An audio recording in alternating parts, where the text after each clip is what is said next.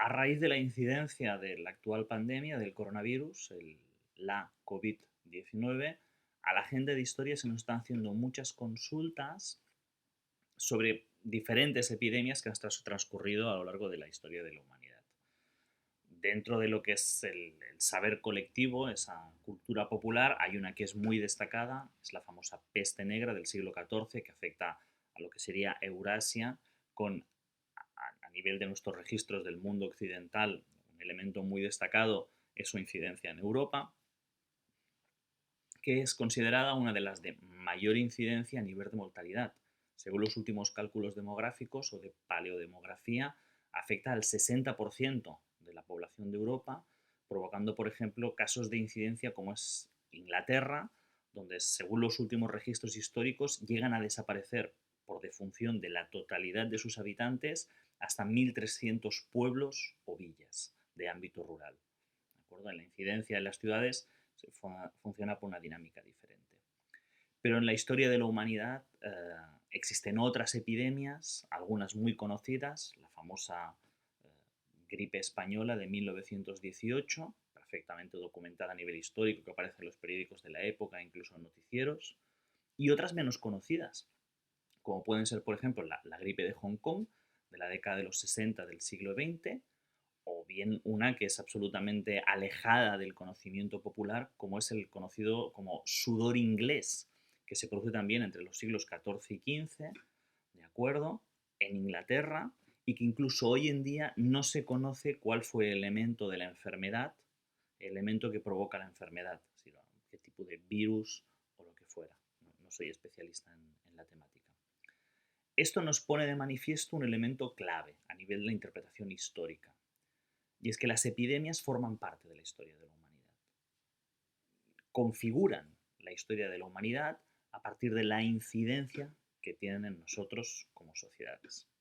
Y es el segundo elemento muy a destacar en relación a cómo se cuantifica, cómo se entiende y se explica desde las ciencias sociales una pandemia. Y es que si bien la enfermedad en un primer momento, en el momento desencadenante, es un elemento estrictamente sanitario, una infección en este caso del coronavirus provocada por un virus, lo mismo que en el caso de la gripe española de 1918, cómo afecta, cómo nos llega y cómo las sociedades reaccionan y proponen soluciones, si es que las encuentran, ante esta problemática, se aleja de lo sanitario. La enfermedad nos llega a todos, a todas, por igual, pero las condiciones en las que podemos defendernos o reaccionar ante la enfermedad no son las mismas. Varían según la situación social, según las sociedades y según el momento histórico. Entonces, claro, por ejemplo, esas dinámicas de intentar comparar epidemias no tiene sentido en la buena observación a esas posibles preguntas. Es decir, la incidencia puede ser muy alta en números absolutos de población muerta o afectada, o en números relativos. O quizá es muy baja teniendo en cuenta las condiciones sociales y sanitarias que pueden activarse para reaccionar ante esa enfermedad, o muy alta, por el contrario, en el caso de que se dispongan muchísimas herramientas, pero socialmente no se utilicen porque quedan reservadas solo para una élite. ¿De acuerdo? Es decir, en última instancia, la dimensión de una epidemia, de una pandemia, no es solo estrictamente vinculada a lo sanitario, sino que está estrechamente vinculado a lo sociohistórico y las posibilidades que las sociedades tienen para responder a esa situación. Sí que hay un elemento clave para entender todas las epidemias. Están vinculadas a la interconectividad humana y a un fenómeno muy básico, vinculado inicialmente a esa interconectividad: lo urbano. Es decir, las epidemias son transmisiones contagiosas masivas vinculadas a que yo entro en contacto con otra gente. Contra más gente entra en contacto con una persona infectada, mayor cantidad de contagio. Eso es evidente. Bien, el fenómeno de las ciudades y las redes de conexiones entre las ciudades y las redes de conexiones entre los territorios son lo que incrementa la incidencia de una epidemia, convirtiéndola en pandemia, como es en el caso actual. En el caso de COVID-19 es un producto absolutamente característico de las dinámicas de interconexión e interconectividad de la globalización, que es un proceso que se inicia a partir del siglo XX. ¿De acuerdo? Básica y esencialmente, su incidencia en el planeta, pese a que a nivel de mortalidad comparada con otras, en porcentaje es relativamente bajo, y eso dicho con todo el respeto para las víctimas, que lamentablemente están falleciendo por esta enfermedad, es un producto característico de esta capacidad que tenemos de que todas las diferentes partes del mundo están constantemente interconectadas con una alta intensidad en todo el planeta. Eso es absolutamente característico. Y eso nos lleva también a la segunda esfera, al segundo ámbito de análisis y comprensión de la epidemia y muy especialmente en el caso de COVID-19.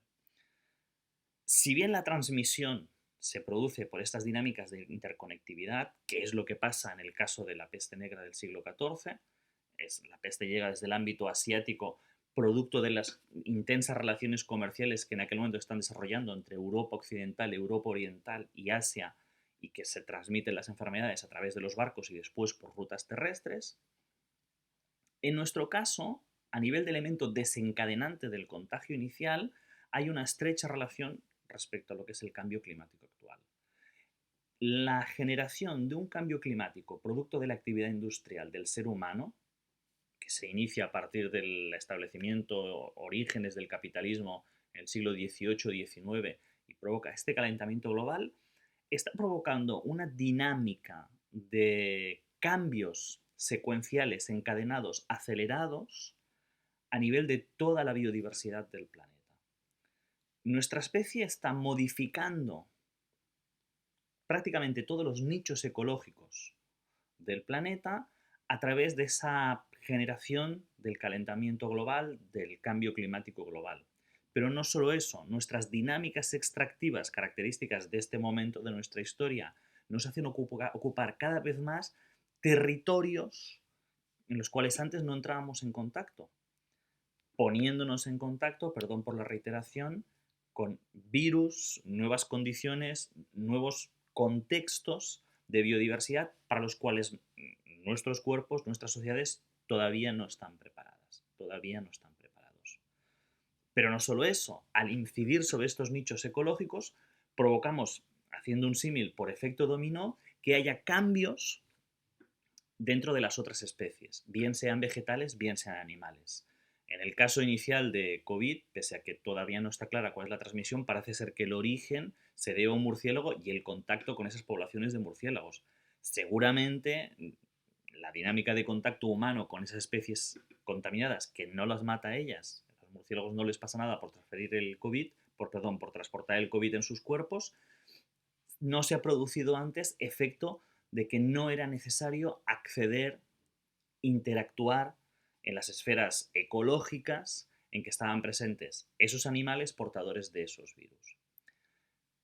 Esta dinámica de calentamiento global, de alteración global, de efecto dominó constante de incidencia humana en negativo con toda la ecología del planeta, y aquí recuerdo la teoría de Gaia de Glyn Margulis, respecto a que toda la biodiversidad del planeta en mayor o menor distancia está interconectada, es lo que nos está llevando a que muy progresivamente entramos en contacto cada vez más con más de estos virus agentes que pueden provocar epidemias y pandemias. En el caso de los coronavirus, la presencia de coronavirus en este caso es impactante por la masividad de su transferencia, pero hace 5, 10, 15 años ya se estaban produciendo contagios de otros coronavirus. Estaba pensando en este momento, por ejemplo, en el caso de los contagios por un coronavirus vinculado a las poblaciones que son pastores de camellos y dromedarios en Arabia Saudita, que lo siento, ahora mismo no recuerdo el nombre, ¿de acuerdo?